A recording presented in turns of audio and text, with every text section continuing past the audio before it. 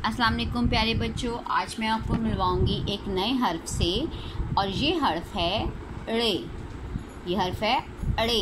आपने पहले जो वर्ड्स पढ़ा वो है रे और उसमें फ़र्क ये है कि इसमें थोड़ी सी ज़ुबान को आप बल देंगे, ठीक है।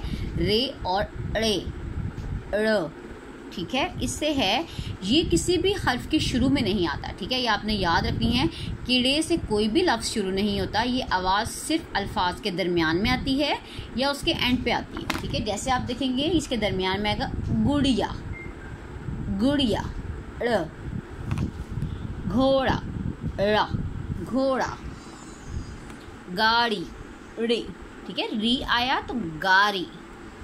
चलिए अब नज़्म पढ़ते हैं। मुन्नी बैठी गुड़िया लेकर, सड़क पर चलता जाए घोड़ा। मुन्नी के अब्बू लाए गाड़ी, जाने के लिए ऊंची पहाड़ी। अब्बू बोले मुन्नी आओ, बहुत हुई घोड़े की सवारी। रे, हमने पढ़ा रे के बारे में। गुड़िया, घोड़ा, गाड़ी।